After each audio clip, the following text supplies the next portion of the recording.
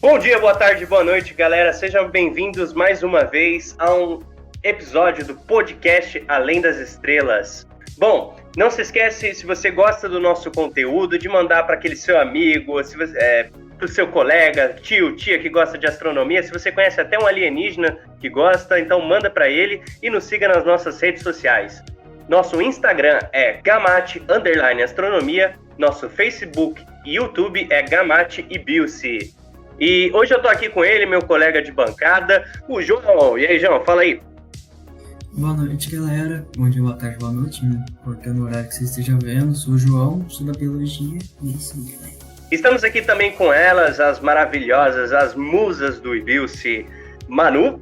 Oi, tudo bem, galera? Meu nome é Manuele, eu sou da Bio, tenho 18 anos. E estamos aqui também com a Maísa, né?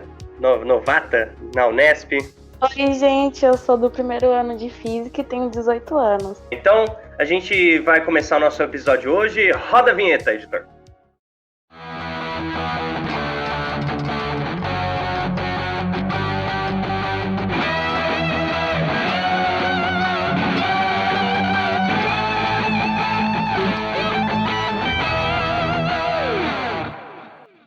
O nosso episódio de hoje, a gente vai falar de um assunto muito legal, que eu amo, adoro. Fiz até um trabalho com o professor doutor Alexandre Neves Dourado. Comecei um trabalho com ele nesse assunto, que é sobre estrelas. Vai ser sobre o ciclo de vida das estrelas. A gente vai falar sobre o nascimento das estrelas, o tempo de vida das estrelas, como é que é ali a meia-vida dela, o trabalho dela de ir até o trabalho e, como tudo na vida, né, a morte de uma estrela.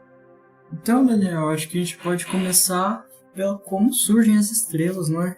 Exatamente. Então, para falar de como as estrelas surgem, né? A gente tem que começar primeiro partindo do nada, né? Partindo do zero. A gente vai ter, por exemplo, no espaço, grandes aglomerados de matéria, né? Grandes nebulosas, estelares. Imagina um monte de poeira cósmica assim rodando. Em algum momento isso começa a se aglomerar. E com esse aglomerado, o efeito da gravidade vai atraindo mais matéria até chegar um momento que começa a ocorrer fusão nuclear. No nosso caso, no nosso Sol, a gente tem uma grande bola de hidrogênio que está passando para ele, né? Pelo processo de fusão nuclear, ele tem a fusão dos átomos de hidrogênio para átomos de hélio. Isso acaba liberando muita energia, por isso também que o Sol produz muita energia, e acaba criando umas estrelas. Exatamente. Meninas, põe a mão uma em cima da outra. Tá, coloquei. Começa a raspar. Não tá produzindo calor? Sim. Sim, senhor. Agora vocês imaginam uma nuvem molecular, né? Várias moléculas, que em algum momento houve um desequilíbrio, né? Antes estava em equilíbrio, houve um desequilíbrio, e essas moléculas começaram a se juntar. Começaram a colidir, se juntar, fazendo fricção, batendo, colisões o tempo todo, e cada vez se tornando maior.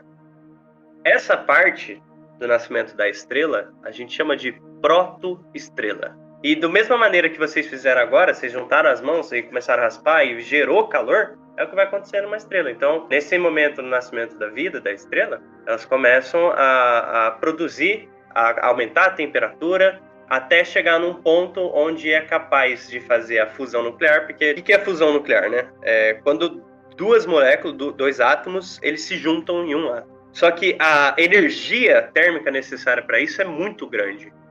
Então, quando a gente tem esse aglomerado, ele não começa a produzir fusão nuclear de primeiro. Primeiro precisa esquentar o centro antes de fazer a fusão nuclear. E precisa de energia, né? Por exemplo, Júpiter e Saturno são planetas de gases, não são? Sim. São planetas de gases, só que eles não fazem fusão nuclear. Né? Eles não são estrelas. Eles são o que a gente, dentro da área, a gente chama de estrelas falhas. Estrelas que falharam. E da onde vem a luz que ela reproduz pra gente, tipo, como a gente vê ela? Então, essa parte do processo de fusões nucleares, quando você vai estudar quântica, relatividade, você vai entender como ocorre os processos de fusão nuclear, né? Quando você tem uma fusão nuclear, quando dois átomos se fundem, algumas coisas podem ocorrer, alguns fenômenos. um desses fenômenos, quando ocorre a colisão, ele vai liberar energia. Ele pode liberar algumas coisas. Ou ele libera energia térmica, né, que é a temperatura, calor que a gente vê, né, no Sol, esquentando os planetas em volta. E o outro que ele pode liberar é o fóton, que o fóton é a partícula da luz. Só que uma coisa interessante, que o fóton, nessa reação nuclear, ocorre dentro da estrela, ela demora quase 1 milhão de anos para sair na superfície da estrela. O fóton, que foi criado no núcleo da estrela pela fusão nuclear, ele demora quase 1 milhão de anos para sair de dentro do núcleo até a borda. Porque tem uma área ali no Sol, na estrela, que a gente chama de área de convecção radioativa. O que acontece? Quando o fóton ele passa por essa área, o fóton ele é energia, né? Ele também é energia. Quando ele atinge uma molécula, ele energiza essa molécula, ele dá uma carga energética para essa molécula, e aí essa molécula fica excitada e joga o fóton de volta para fora. Só que aí ele fica nesse ping-pong entre as moléculas ali nessa área, e é difícil ele passar por ela e chegar na cromosfera. E aí, tipo, ele fica preso, ele fica nesse ping-pong, pulando de átomo para átomo, né, energizando e indo para numa direção, até que ele consegue sair dessa área de convecção e aí ele consegue encontrar o caminho dele até a superfície. Então, o fóton que está te atingindo agora, ele foi produzido há quase 1 milhão de anos atrás. Parece que é tão instantâneo, né? É. Não, e assim, uma estrela demorar 1 milhão de anos pra brilhar de fato, né, no céu. Coitado da gente, né? São coisas que estão além da nossa perspectiva humana, né? Porque a gente vive no máximo 70 anos. Vit, mas então, interessante que você falou, a energia produzida, interessante, não está relacionado com a fórmula lá do E igual a mc ao quadrado, que a energia produzida é igual à massa que desaparece vezes a velocidade da luz, porque eu vi que na fusão nuclear uma parte da massa desaparece vira energia, não é isso também? Isso. Essa massa é transformada em energia, né? A massa pode se transformar em energia. Inclusive o fóton, ele não tem massa, ele é energia. Muito louco, ele se transforma como partícula e também como onda, não é? Exatamente, ele não tem massa, ele é pura energia e tipo, ele tem essa dualidade. Tem muita gente que não entende isso, né? Essa dualidade da partícula. E para ser sincero, nem eu às vezes entendo. É basicamente assim, na física, a gente trabalha com modelo. Assim como, por exemplo, na biologia, deve trabalhar com modelos estatísticos, né? Em bioestatística, trabalha com várias coisas. Sim. Na física não é diferente, trabalha com modelos, e esses modelos servem para representar. Então, a luz, o fóton, não é que ele é essa dualidade, ele onda e partícula, ele pode ser tratado matematicamente como onda para explicar alguns fenômenos, ou como partícula para se explicar outros fenômenos. Mas então, agora que a gente já sabe pelo menos como que surgiu as estrelas, né? Então vamos seguindo. E como é que elas vivem, né, Nietzsche? É interessante que agora a gente já tem uma estrela nasceu, essa estrelinha nasceu, agora ela tem que começar a trabalhar, né? A trabalhar, ela vai conseguir a vida dela realizando os processos de fusão nuclear. Vai continuar produzindo sua energiazinha, vai continuar consumindo qualquer que seja esse material, né? Vamos tomar aí com hidrogênio, consumindo, né? Até passando para outros elementos mais pesados, não é isso? É isso que acontece no processo, dentro de uma estrela. Ele vai consumindo material nuclear, e aí então esse material vai se transformando em elementos mais pesados, até que ele chega no ferro e morre, né? Ele morre no ferro. Vocês devem estar pensando, por que em algum momento ele vai ter que parar, né? Parando no ferro, mas por que o ferro? O ferro ele chega a ser o elemento mais estável que consegue ainda realizar fusões nucleares, não é, Daniel? Depois disso ele já não vai ser mais possível, vai ser elementos muito pesados, e aí vai parar todo o processo. Qual é a função de uma estrela no espaço? Muito boa pergunta. É interessante pensar, porque nem tudo tem necessariamente uma função, mas ela pode ter um papel. Pode falar, pode falar. A gente poderia tratar essa pergunta sua cientificamente ou numa questão mais filosófica, né? Que foi o que o João acabou de falar, né? Você está pressupondo que tem que ter um sentido, né? Para a existência da estrela. Isso. Tá pressupondo a partir disso. Mas quem disse que precisa ter sentido? Quem disse que precisa ter uma função para algo existir? Ele não pode simplesmente existir, né? O que a gente pode comentar são os papéis que ela realiza, né, Daniel? A existência dela, das estrelas, vão ter algum efeito na natureza, mas não necessariamente ela tem um papel assim filosófico no sentido de ter um sentido. Até tem uma frase legal do Neil deGrasse Tyson. O garoto pergunta qual que é o sentido da vida. Aí o Tyson responde pro garoto, um garoto de 6 anos e 3/4 de idade, ele fala assim, quando alguém fala em sentido, para mim, eu logo imagino que tem uma direção, que seja um caminho a tomar, né? Um caminho a ser tomado. Só que as pessoas desconsideram que esse caminho pode ser criado, né? Que esse caminho pode ser... Você pode definir esse caminho. Então, se você, num sentido filosófico da sua pergunta, você quer atribuir um propósito, você pode atribuir o propósito que você quiser, mas as estrelas em si, no espaço, elas existem, não exatamente por um propósito filosófico, mas elas têm um papel, assim, elas interagem com a natureza de uma forma. Entendi. Então elas surgiram por acaso, mas na interação delas com o meio, elas acabaram adquirindo um papel. Não adquirindo, mas elas têm um efeito na natureza, né? Não é que elas adquirem, mas elas têm um efeito na natureza. Entendi. Tanto que uma das condições para vamos assim, mais para a parte de biologia, uma das condições para você ter vida num planeta, não vida inteligente, não vamos confundir as coisas, falar de alienígena aqui não. Vida biológica, né? Pode ser unicelular ou vida mais complexa como a gente. Uma das condições é que o planeta tenha uma temperatura adequada para poder o planeta ter água no estado líquido. E isso ocorre numa certa distância do Sol por causa da temperatura. De uma estrela. De uma estrela. Também tem o efeito dela só existir, a massa dela já produzir todo o efeito gravitacional. Né? O efeito, por exemplo, de órbita, a gente vai poder colocar aí toda uma ideia de órbitas, o efeito que ela vai causar no espaço, pode criar um sistema que vai rodar em volta dela, ela pode interferir em outras estrelas. Aí ela morrendo, ela pode se tornar, por exemplo, um buraco negro, criar, por exemplo, e depois, dependendo da massa, pode se tornar um centro de galáxia, tudo. Uma das coisas que o Sol faz também, ele é o berço da matéria no universo. Qualquer matéria nasce no Sol. Porque o Sol ele pega o hidrogênio, que é o elemento mais comum do universo, e através da fusão nuclear ele funde o hidrogênio em hélio. O hélio no outro, aí vai oxigênio, carbono, até chegar no ferro. Que aí é o que eu comentei, que o ferro é o último que ele consegue fazer naturalmente.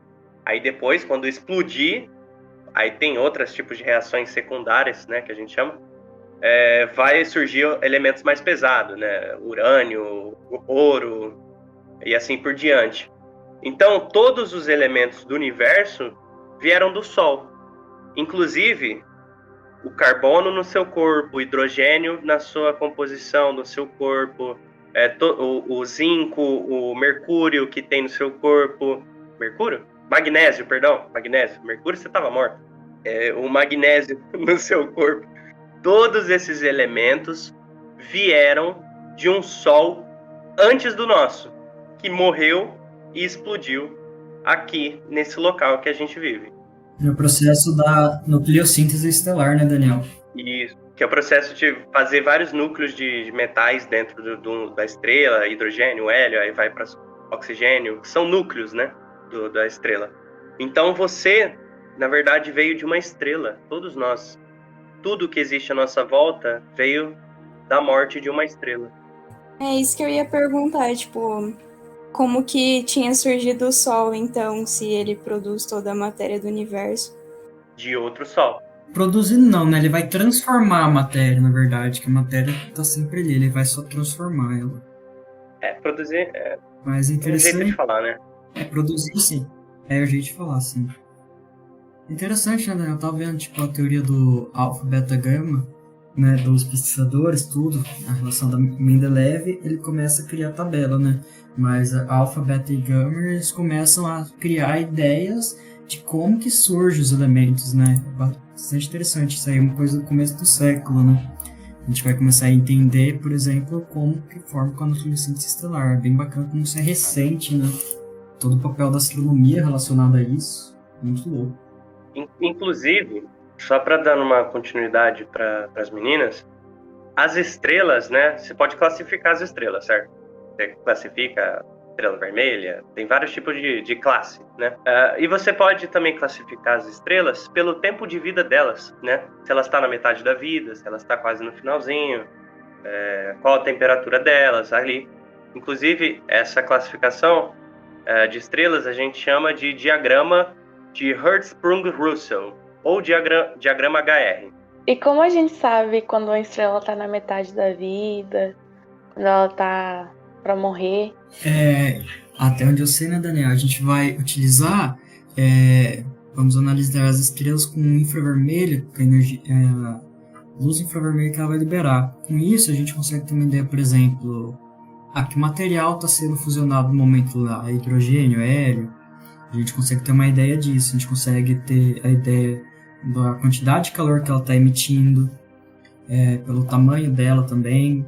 Então a gente consegue ter uma ideia de idade, de temperatura, tudo a partir da luz infravermelha que a gente consegue coletar em telescópios, telescópios espaciais, telescópios aqui na Terra.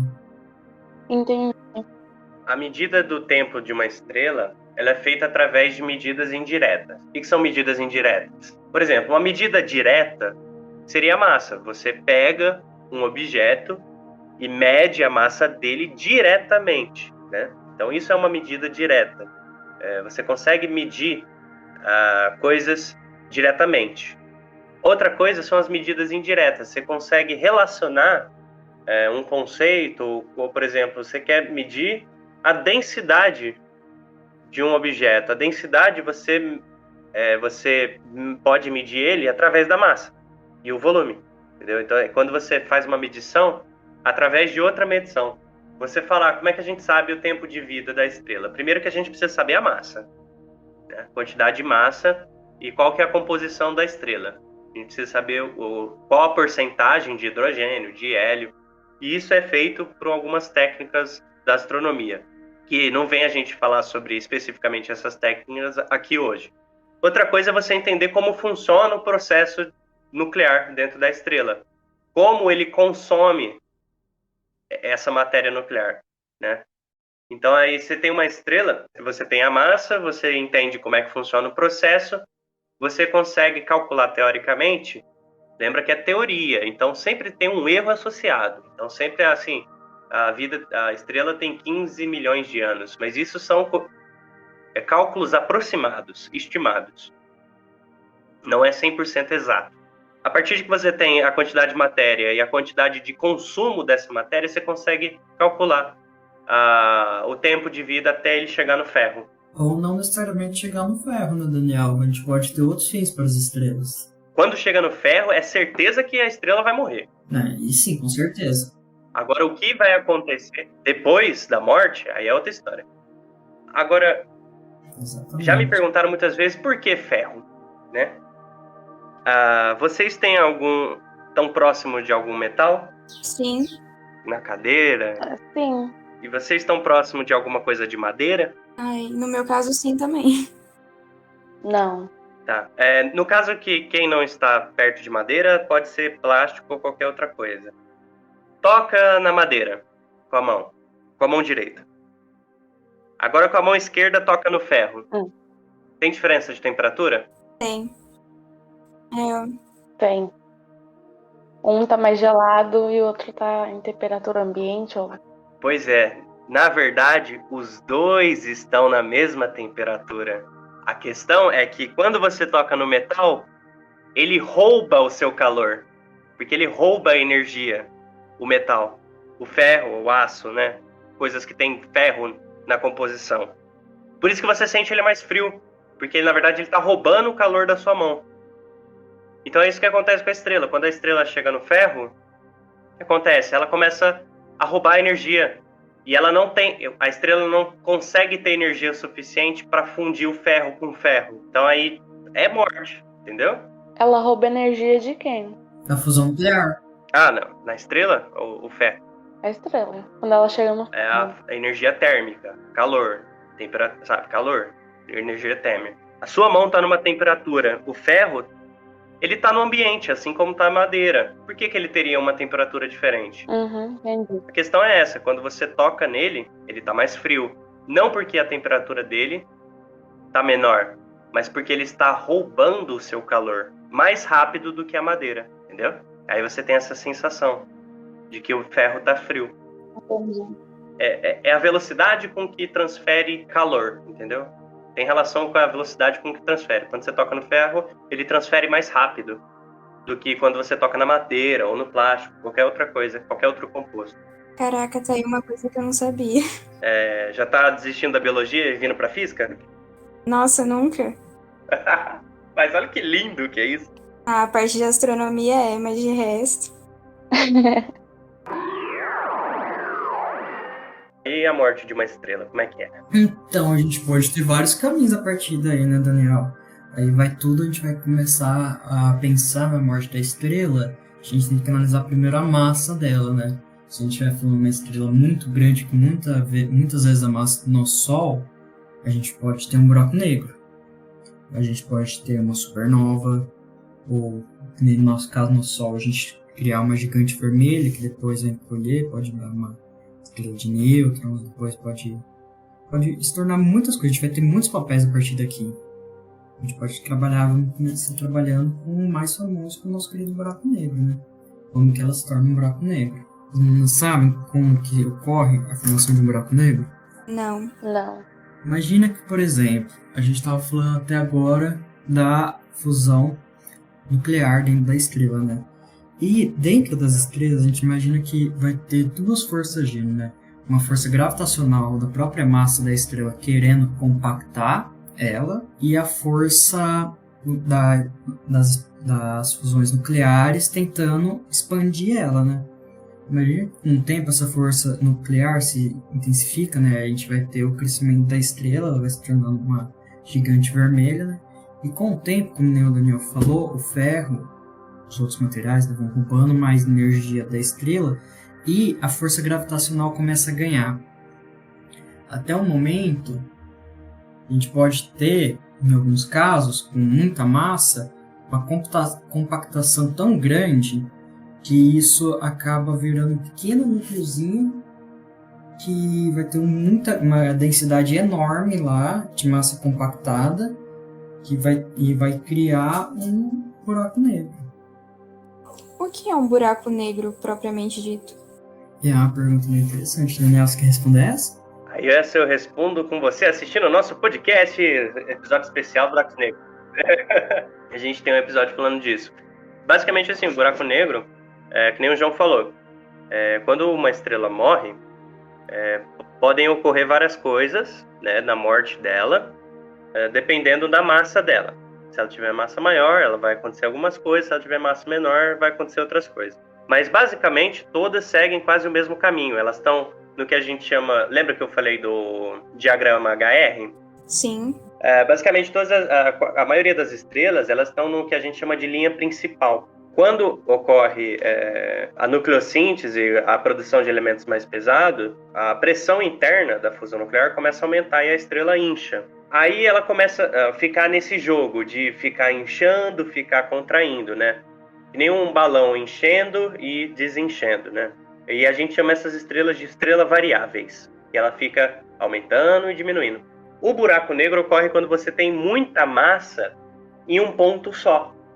Em um ponto muito pequeno. Quando chega no ferro, essa estrela vai colapsar. A pressão interna dessa força nuclear vai quase sumir, certo? E a gravidade vai ganhar. Então é como se alguém estivesse pegando a estrela e comprimindo ela com a mão, entendeu? Imagina a força gravitacional pegando a estrela e comprimindo. Aí você tem uma massa num volume pequeno, você tem um aumento muito grande de densidade nesse ponto. O buraco negro em si, ele ocorre porque a gente vai ter uma massa tão grande num ponto tão pequeno, a força gravitacional vai ser tão grande, tão gigante, que a velocidade de escape, a velocidade para você fugir dessa força gravitacional, ela supera a velocidade da luz. E aí a gente vai ter o buraco negro, né? O horizonte de eventos. Caraca, que legal. O buraco negro em si, ele é uma massa que a gente chama de, num ponto muito pequeno, que a gente chama de singularidade. E aí a força gravitacional dele é tão grande, mas tão grande, que a luz não consegue fugir dessa força gravitacional. Nem a luz consegue fugir. Esse ponto que eu tô falando que a luz não consegue fugir, a gente chama de horizonte de evento. Que é nesse ponto do espaço onde a luz não consegue fugir. Depois desse ponto, para dentro do buraco negro, a gente não sabe o que tem. Para fora do horizonte de evento, consegue ter planetas orbitando. Lá é de boa. Ter matéria. Galáxias, né? Tem buracos negros que são 7 galáxias. É. São supermassivos, né? Exatamente. Praticamente toda a galáxia tem um buraco negro no centro. É interessante que muita gente também pensa que tipo, a força gravitacional do buraco negro ela aumenta. Na realidade, isso acontece. Tipo, ela vai ser a mesma. Tipo, se o Sol virasse um buraco negro, a força gravitacional dele não ia mudar. Mas aí agora vamos voltar para as estrelas, Daniel. Mas aí, Daniel, mas existem outras formas além do buraco negro, né? Você pode falar pra gente das estrelas de nêutron? Pô, a estrela de nêutron o que acontece? A estrela entra em colapso, toda a matéria entra em colapso, é o mesmo processo do buraco negro que a gente falou, né? Que a estrela, a massa começa a ir num ponto e a estrela de nêutron é um núcleo puramente ou quase inteiramente feito de nêutrons, porque os átomos eles são compostos de elétrons, prótons e nêutrons. Quando ocorre esse colapso, a força é tão grande que os prótons e os elétrons eles são ejetados. E só sobra alguns prótons, às vezes sobra, e alguns nêutrons que continuam lá. É isso que acontece. Ela não tem energia, não tem matéria suficiente para virar um buraco negro e não produz mais energia suficiente para expandir. Então ela vira uma bola de massa de nêutrons extremamente pesada e densa, né, Daniel? E extremamente quente também. A gente consegue ver essas estrelas? Consegue. Bom, a gente vai observar essas estrelas de nêutron, quando ocorrem supernovas. São explosões de magnitude muito grande, né? E aí, e a estrela branca a gente vai observar nas nebulosas planetárias, que é o núcleo da estrela que continua lá. A gente observa porque, tipo, a estrela de nêutron, ela tem uma temperatura muito grande, então a gente consegue observar através de radiação infravermelha, né? Se eu não me engano, 600 mil kelvins de temperatura. E a gente observa com com telescópios de radiação infravermelha ou para cima. É assim que a gente observa. Puxando aqui agora só o que o Daniel falou, ele falou de supernovas. Os supernovas também são um dos possíveis finais das estrelas, né, Daniel? Uma estrela também pode chegar a um nível que ela pode simplesmente explodir. E vai espalhar toda a que a gente falou, né, da nucleossíntese. É assim que essa matéria vai ser espalhada para o universo, né? Ocorre uma explosão e a matéria é espalhada para o universo, também podendo dar origem a novas estrelas, a novos sistemas, né? Novas estrelas, novos sistemas, novos planetas, novas vidas alienígenas. O que vai acontecer com o nosso Sol? A gente não falou disso, né, Daniel?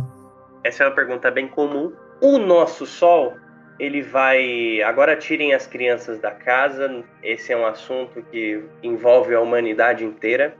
O Sol, ele vai inchar, primeiramente, né? Como a gente já falou, as estrelas elas estão na linha principal, aí elas começam a inchar, aumentar a pressão interna e a gravidade, né? E quando ela inchar, ela vai engolir Mercúrio, Vênus, Terra e possivelmente Marte. Meu Deus! Então, a Terra vai ser destruída daqui a alguns bilhões de anos. Mas a gente vai morrer antes, porque o Sol vai chegar perto e vai queimar a gente. Isso é verdade. Qual foi o Sol que veio antes da gente, fez a gente surgir? Eu não sei o nome. Boa pergunta. Provavelmente, como não existe mais, deve ser algum nome mais mítico, assim, só pra ilustrar, né? Eu realmente não sei se tem um nome dado ao Sol anterior, porque a gente não estava aqui, obviamente, né? Não tinha o nosso sistema solar. Mas, de fato, existiu um Sol antes do nosso Sol. Agora, se ele tem um nome específico, né, eu desconheço. Então vamos chamar só de Sol mesmo. E é isso aí, pessoal. A gente vai ficando por aqui. Muito obrigado pela sua audiência. E, mais uma vez, nos sigam nas nossas redes sociais. Fiquem por dentro das novidades que a gente está publicando lá no Instagram, Facebook. E um beijo de luz para todo mundo. Um beijo de fóton. E é isso aí. Queria agradecer o convite que vocês fizeram pra gente, primeiramente. E agradecer a quem tá assistindo também. Eu também queria agradecer também a vocês por terem respondido as perguntas e nos ajudado a entender um pouquinho mais. E é isso, muito obrigada. Tchau, gente. É isso aí, gente. Muito obrigado por estar me escutando mais um episódio. E continue seguindo a gente para saber de mais coisas.